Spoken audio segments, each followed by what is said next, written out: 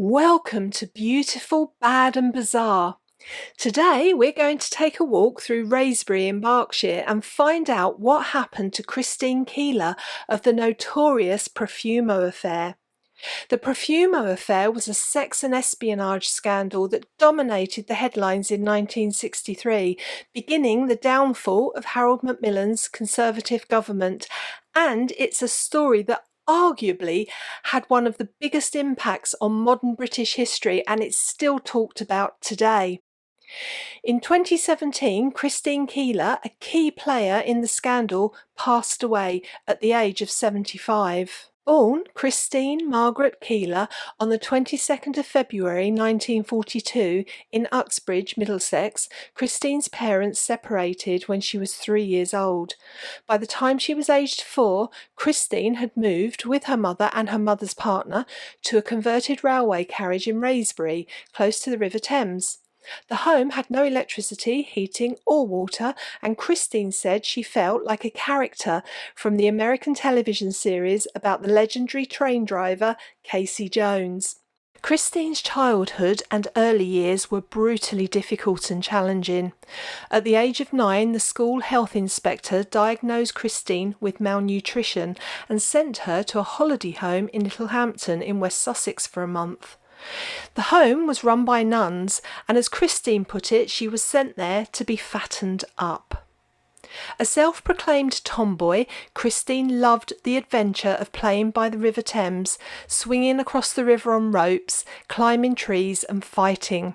Christine left school by the age of 15, and she had a series of jobs that she disliked.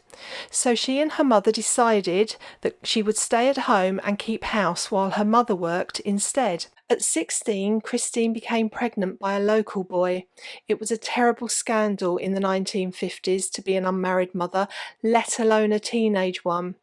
When she told her parents, it was decided that she would have to stay home during the pregnancy to hide away. The shame and the fear overwhelmed Christine, and she took drastic measures. She attempted to abort the baby herself. Christine was in a terrible state when her mother found her, but her mother managed to get the doctor. The baby was born alive, but only for a very short time before he died. By 1959, she left Wraysbury and moved to London with a friend. Christine was now 17 and strikingly attractive. Struggling to make ends meet, another friend suggested Christine should work as a showgirl at Murray's Cabaret Club in Soho. The friend had worked there and found it to be excellent money and a safe and professional environment. The actress Kay Kendall had also started out at Murray's Club. Christine went along for an interview and passed the audition, and there began her new life as a showgirl. It was at Murray's that Christine Keeler met Mandy Rice-Davies. Mandy, whose real name was Marilyn, was the daughter of a police officer, and at the age of 16 in 1960, she had packed her bags while her family were all out and left the home in Birmingham for the bright lights and adventure that London promised. Christine and Mandy had a complicated friendship. They enjoyed each other's company and were known as party girls, but there was an underlying tension. The modern word frenemies would be a good description. It was also at Murray's that Christine was spotted by Dr. Stephen Ward, who quickly befriended her. Stephen Ward was another complicated character. He was an osteopath and had a talent for drawing portraits. Through his work, he gathered connections to the royal family, the aristocracy, movie stars, and important political figures of the time. He also had a taste for danger, mixing with people such as the Crays, Ruth Ellis, and the notorious slum landlord Peter Ackman, with whom Mandy was to have an affair. Both Christine and Mandy were to live with Stephen at various times. Christine's relationship with him was, by all accounts, platonic. However, Mandy did sleep with Stephen Ward for a short time. In July 1961, Stephen introduced 19-year-old Christine to 46-year-old John Profumo, who was Secretary of State for War. Profumo was married to the actress Valerie Hobson, but this did not prevent him from initiating an affair with Christine Keeler, which was to be the catalyst that would not only wreck personal lives and careers, but also bring down the Conservative government and leave one man dead, and that man was Stephen Ward. At the time Christine was sleeping with the Secretary of State for War, she was also sleeping with another of Stephen's contacts, Eugene Ivanov, a Soviet naval attaché at the Russian embassy in London. This was at the height of the Cold War. America and Russia were threatening each other with nuclear weapons, and Christine Keeler and Stephen Ward were at the epicentre of the storm. Christine was also having relationships with various other men that resulted in sexual jealousy and violence, which ended in a court trial. Everything erupted in 1963. Her affair with Profumo had come to light and Christine was thrust into the spotlight. In June 1963, Dr. Stephen Ward was arrested and charged with living off immoral earnings. But on the day the trial was due to conclude, Stephen was found having taken an overdose at a friend's home. He was taken to hospital but eventually died at St Stephen's Hospital in Chelsea on the 3rd of August 1963, aged 50. Stephen left a note that said, amongst other things, "I am sorry to disappoint the vultures." Later, in 1963, Christine was found guilty of perjury in a related trial and imprisoned for 9 months.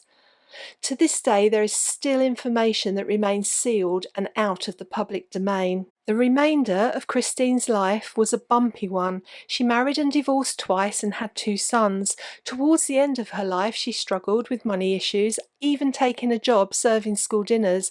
And although she wrote books about the scandal she was involved with and took part in interviews, she slowly began to withdraw from centre stage. Christine Keeler died on the 4th of December 2017 at the Princess Royal University Hospital in Orpington, Kent, after a long battle with obstructive lung disease. Her funeral was held on 16th of December 2017. It was a small, quiet service with only close friends and family in attendance. Christine's coffin was placed in a Victorian carriage and pulled through London by 2 stunning black horses, both beautifully plumed. The service took place at Kensal Green Crematorium.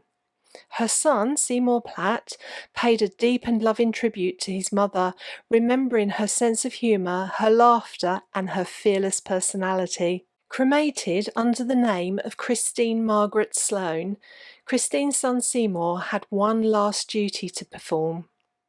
We're now walking along the River Thames, and on the opposite side of the bank is Wraysbury, and this is where Seymour and his wife and child came to fulfil his mother's last wishes. Christine Keeler wanted her ashes scattered in the Thames, near to the bank of the river where she played as a child. Following his mother's wishes, Seymour lovingly set the box with her ashes onto the water. The box was biodegradable and Seymour was told that on contact with the water it would quickly disintegrate. But, contrary to this advice, everything stayed together and Christine Keeler cheerfully glided off downstream.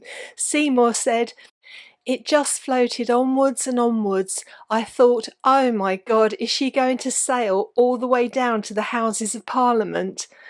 This was truly a perfect ending for Christine Keeler, an icon of the 1960s. I appreciate you taking the time to view this video, and I hope you enjoyed the step back in time with me. I'd also love to know if you remember the 1960s.